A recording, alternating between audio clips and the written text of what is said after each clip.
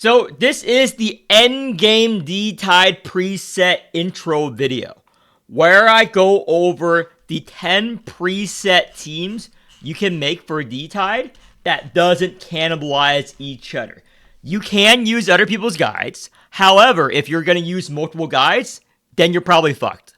So before we do that, this is the first video in the series of however many videos is going to go, where I go over every team and their alternative options.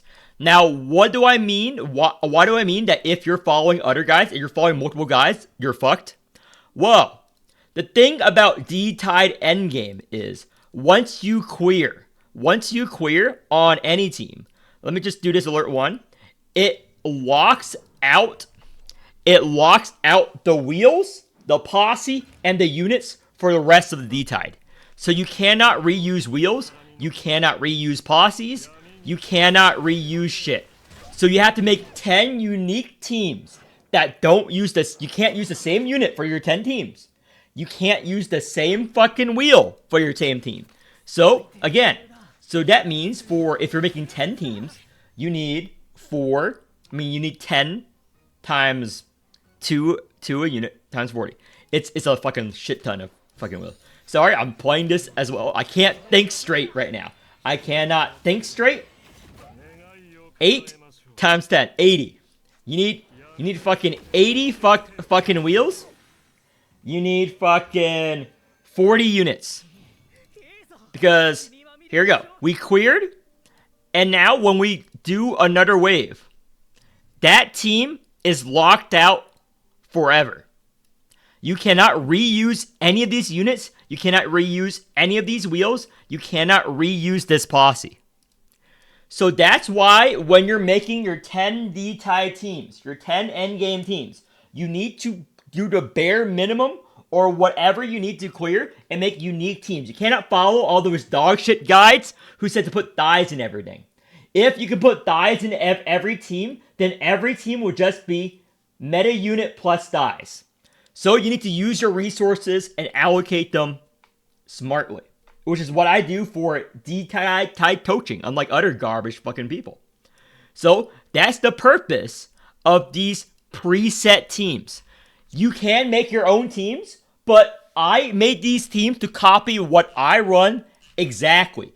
If you follow this guide, you will not have any issues with team building at all, period. And anything you have left over, you can reallocate to other teams. Like if you have something that I don't mention in this guide that's better, you can just put it there. It's just a suggestion, as long as you maintain the team specifically. Now, an easy way to build D-Tide teams without, spreadsheeting and stuff, and what I always do when I coach people, a lot of people don't do this because they don't plan really well, is you go and clear every wave, alert 1, with your 10 teams, and that will automatically lock out units for planning. Because clearing alert 1 is very fast. You clear alert 1 on each team, and as the units are getting locked, you can see on the quick select screen right here which units aren't available.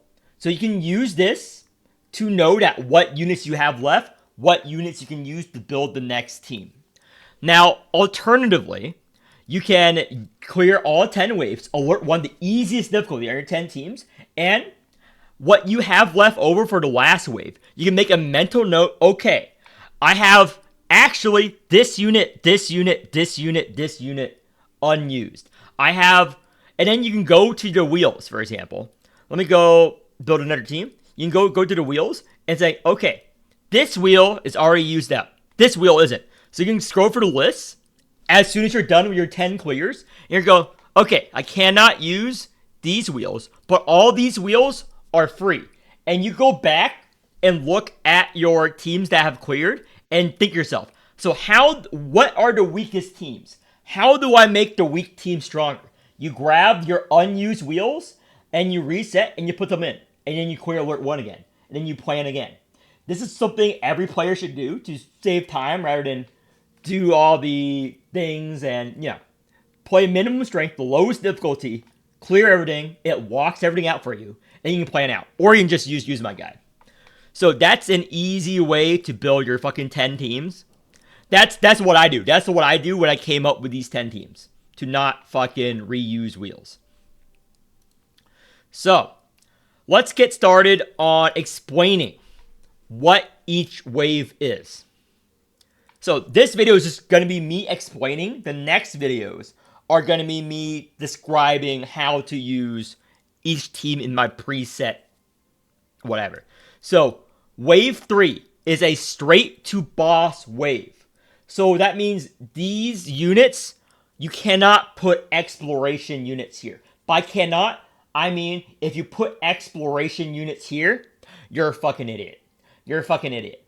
This should be your straight to boss rush team. There are exploration waves. This wave, you cannot get money. You cannot get the shop. You just fight straight to the boss. It's just you and your team against the world. So some teams excel at straight to boss because you don't have to fight the mob waves. Most teams can do this. However, you want your teams that can do this with min investment. So, G-Doll 24 Manchette can go here on a straight to boss wave. Wave 3. Now, the difficulties of wave 2 and wave 5 are the big exploration waves. Wave 2 and wave 5 are the exploration waves. What do I mean about exploration waves? These stages have 6 fights that you can fight in before the boss. That means there are 6 opportunities for you to get the money. And they typically have 2 to 3 shops. The maps vary every 2 weeks, but they have 2 to 3 shops. That means that this, you have your good exploration, your sustain team, your stall teams, your main teams that can do whatever. So Riker excels here. Any team where you want a lot of money, a lot of relics to power up. And these bosses are typically the harder bosses. The harder bosses because these bosses assume you have these nice relics. Wave 5 is always an Awakener boss. Wave 2 is usually a side boss from the story chapters. Now, sometimes the Wave 2 bosses are harder than the rest of things. So don't think just because it's Wave 2, it's easy. Sometimes you get Pharaohs in Wave 2. Sometimes this bitch is in Wave 2. So that's what you got to focus on for exploration waves. Now, Wave 4 is a boss rush wave.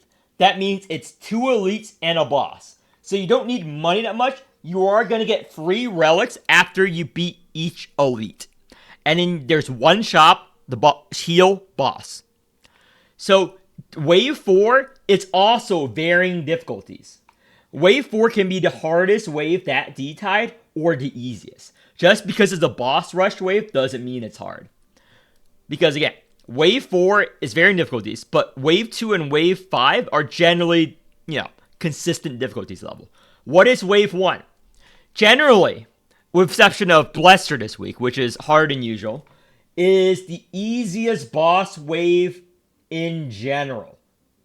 Usually this is the easiest because these are starter bosses. These are generally the bosses, the side bosses at the beginning of each chapter. So they have very simplified mechanics and lots of rest periods. They typically, with the exception of Blester and some other choices, don't have multiple HP bars. Typically, they don't have a lot of HP bars. They typically have 1 HP bar, you kill it, you're done. Now this, you have one shop, and there are 3 mob waves you can fight, usually. There are usually 3 mob waves, 1 shop, heal, boss. So that's the intro to this video. Now actually there's still more. So, the rewards. The rewards for D-Tides are quite significant. You get the level up mats from 300. You should always rush D-Tide as soon as possible on your account every week. Even if you do it on the lowest difficulty, you still get a free pyramid. If you don't have time, just play on the lowest difficulty. 400, and then you can flex like I do and get 425. So, Those are rewards, and that's why you want to do D-Tide. You want to do this as soon as possible because you have time-gated endgame level up mats. You want to do this. So, the next few videos, or maybe in this same video, if this video is too short, I go over the comps.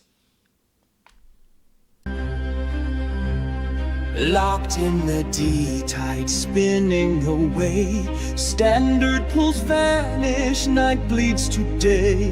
The Awakers rise, their fate entwined. With Titan's blade, they chase the divine. Echoes of laughter, shadows unfold.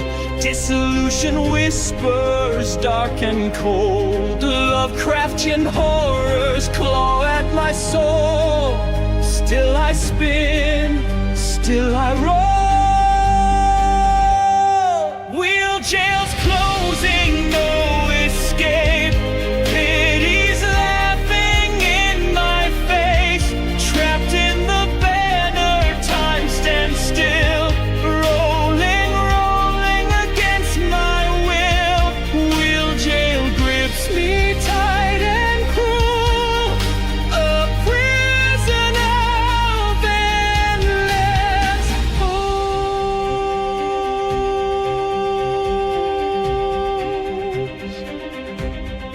Awakers fight with weapons and Costco against the curse of having low rolls. The banner flickers, fate unkind, while I chase a pull I'll never find. Pity's creeping, despair in sight. 1,000 silver won't make this right. A Titan's blade is calling me. One more pull, just one more plea. Wheel jails closing, no escape.